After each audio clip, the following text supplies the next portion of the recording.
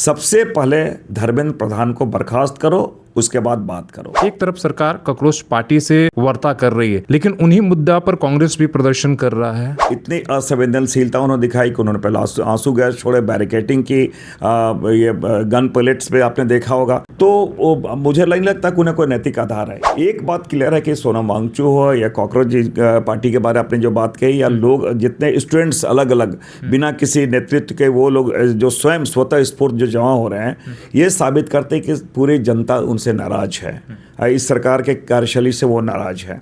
लेकिन एक लाचारी है, या प्रधानमंत्री जी इतने वीक हैं, वो एक निर्णय ही नहीं ले पा रहे। कारण क्या है? ये जो आपका जो NTA जो पूरे एग्जाम कंडक्ट करते हैं, उसमें जानते हैं कितने संख्या? मात्र 24 लोग उस पे हैं। तो ये सरकार पूरी शैक्षणिक व्यवस्था को ही तहस नहस इन्होंने कर रखा है। और स्टूडेंट्स पे जो कौन रिस्पॉन्सिबल है? गोली चलाने वाले कौन रिस्पॉन्सिबल है? लाठी चलाने वाले कौन रिस्पॉन्सिबल है? लेकिन झारखंड में चल रहे, जहां आप सत्ताधारी भी है, वहां से सांसद भी है, वहां भी बीजेपी JPSC के खिलाफ प्रदर्शन कर रही है। अगर कोई गलतियां हुई हैं तो हम तो उस पर कार्रवाई कर रहे हैं, आप तो कार्रवाई ही नहीं कर रहे हैं। क्यों नहीं? हमने JPSC का अध्यक्ष ख्यांगते जी ने रिजाइन किया ना।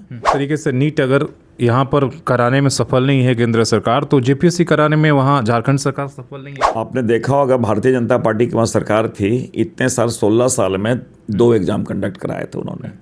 16 साल में मात्र 2 एग्जाम कंडक्ट कराए। वो क्या हमें अब सिखलाएंगे? नमस्कार, सोशल संवाद में स्वागत है। मैं शशि भूषण। हमारे साथ जो है झारखंड के और तेज तरार जो है कांग्रेस के MP सुखदेव भगत जी हैं, और हम लोग दिल्ली में बैठे हैं। और दिल्ली में जिस तरीके का माहौल है, आप देख रहे हैं कि देश भर के लोग यहाँ पर जो है यहाँ प्रदर्शन हो रहा है। एक तरफ कांग्रेस पार्टी भी कर रही है, तो एक राष्ट्रव्यापी मुद्दा बन चुका है। तो पहले उस मुद्दे की बात करते हैं, और जो कुछ सदन के अंदर हो रहा है उसको किस तरीके से देखेंगे। एक तरफ सरकार कॉकरोच पार्टी से वार्ता कर रही है, लेकिन उन्हीं मुद्दा पर कांग्रेस भी प्रदर्शन कर रहा है। कांग्रेस से कोई बातचीत हो रही है? मैं थोड़ा स्पष्ट कर दूं, आज से तकरीबन दो साल पहले से, पूर्व 2 साल पहले से ही हमारा राहुल गांधी जी इन मुद्दों को ले, नीट, पेपर लीक, स्टूडेंट्स के बारे, उनके एग्जाम के बारे, लगातार वो बातों को सदन के अंदर बाहर भी उन्होंने रखा है। तो हम किसी को फॉलो नहीं कर रहे हैं। राहुल गांधी जी का बात में सत्यता है, तथ्य है, लोग आक्रोशित हैं, लोग उससे जुड़ रहे हैं, उन मुद्दों को लोग देख। लेकिन आरोप लगाया जा रहा है बीजेपी के, देखिए स्टूडेंट के मुद्दों को कांग्रेस ने हाईजैक कर लिया। मैंने कहा कि ये तो उनकी आरोप है, क्योंकि वो संवेदनशील नहीं है, वो स्टूडेंट्स के भविष्य के प्रति वो तनिक भी चिंतित नहीं है। इतनी असंवेदनशीलता उन्होंने दिखाई कि उन्होंने पहले आंसू गैस छोड़े, बैरिकेटिंग की, ये गन पैलेट्स पे आपने देखा होगा। तो मुझे नहीं लगता कि उन्हें कोई नैतिक आधार है। ये बात मैं जरूर कहना चाहूँगा, हम अपने तरीके से संघर्ष करें। जो साथी हैं, जो आ रहे हैं, वो आए, अच्छी बात है। एक बात क्लियर है कि सोनम वांगचुक हो या कॉकरोच पार्टी के बारे में आपने जो बात कही, या लोग जितने स्टूडेंट्स अलग अलग बिना किसी नेतृत्व के वो लोग जो स्वयं स्वतः स्फूर्त जो जमा हो रहे हैं, ये साबित करते हैं कि पूरी जनता उनसे नाराज है, इस सरकार के कार्यशैली से वो नाराज है। तो उसका ये रिफ्लेक्शन है सामने जो जंतर मंतर का है। अब हमारी बात दो है कि जो लगातार PM जो अगर ट्वीट कर रहे हैं, तो मुझे लगता है कि ट्वीट की जगह उनको ट्वीट कराते धर्मेंद्र प्रधान जी को ज़्यादा बेहतर होता। लेकिन एक लाचारी है, या प्रधानमंत्री जी इतने वीक हैं, वो एक निर्णय ही नहीं ले पा रहे। कारण क्या है? ये तो पूरा देश जानना चाहता है कारण क्या है, कि क्यों जो सबसे ज़्यादा जिन पे लोग आरोप लगे हैं, पूरे स्टूडेंट्स भी हमारे धर्मेंद्र प्रधान की इस्तीफा मांग रहे हैं, उसके बारे ये मोदी जी हमारे कोई चू भी नहीं बोल रहे, कुछ बोल भी नहीं रहे।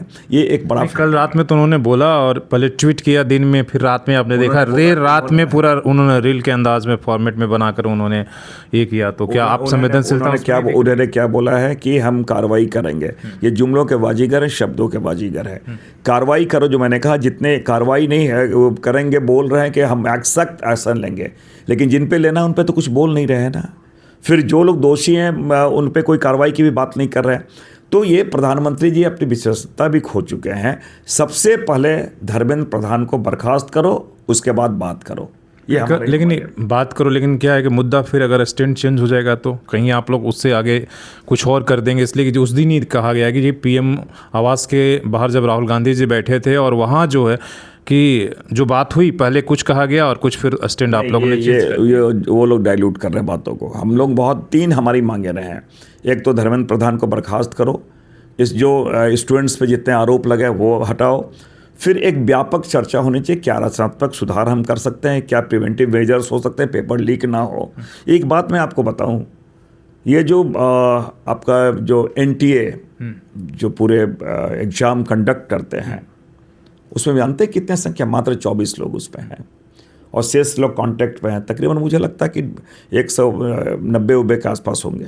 जो सीबीएसई में 2000 की संख्या हुआ करती है, जो यूपीएससी में 2000 की संख्या हुआ करती है, आप 200 लोगों को लेके, वो भी कॉन्टैक्ट वाले पे लेके कंडक्ट एग्जाम करा रहे हैं। वो तो पूरी की पूरी, मैं तो समझता हूं, कुएं में ही भंग पड़ी हुई है और इसलिए इस प्रकार के लगातार गलतियां हो रही है। तो सरकार उसके बारे में मौन है और जिसको आपने चेयरमैन बनाया हुआ, उसका मध्य प्रदेश सर्विस कमीशन में, पब्लिक सर्विस कमीशन, उनके क्या रिकॉर्ड है, ट्रैक रिकॉर्ड आप देख लें, कितने उसमें भ्रष्टाचार का आरोप लगा रहे हैं। तो ये सरकार पूरी शैक्षणिक व्यवस्था को ही तहस-नहस इन्होंने कर रखा है।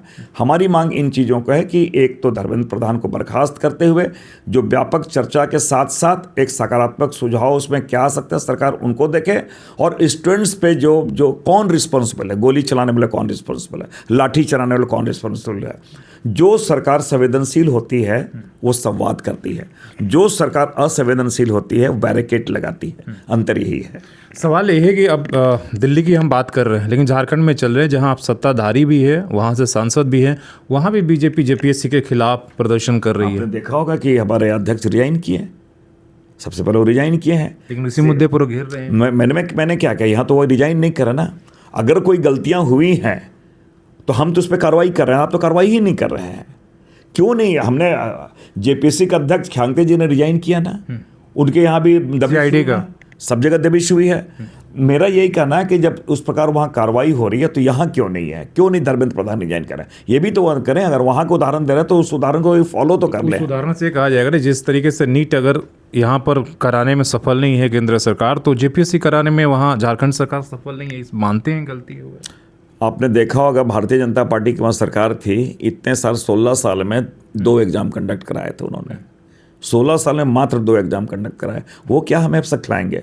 हमने तो हेमंत सोरेन जी ने अपना उनके नेतृत्व में हमारी सरकार ने प्रतिबद्धता दिखलाई और अभी हमने कितना 10वीं से ऊपर हम एग्ज़ाम कंडक्ट करा रहे हैं। आप लोग प्रदर्शन करने गए वहाँ, दोनों तरफ से बीजेपी और कांग्रेस की तरफ से लाठियाँ। देखिए, हम तो दोनों ही कहेंगे, कांग्रेस बीजेपी दोनों को, लोगों को, कि हम अपनी बातों को वैचारिक रूप से हम अपनी बातों को रखें, सैद्धांतिक रूप में अपनी बातों से रखें। हिंसा का कोई स्थान कहीं नहीं है और इस प्रकार के कोई भी फिजिकल रूप से अगर एक दूसरे को हानि पहुंचाया जाए तो वो कभी भी हम लोग स्वीकार नहीं करेंगे।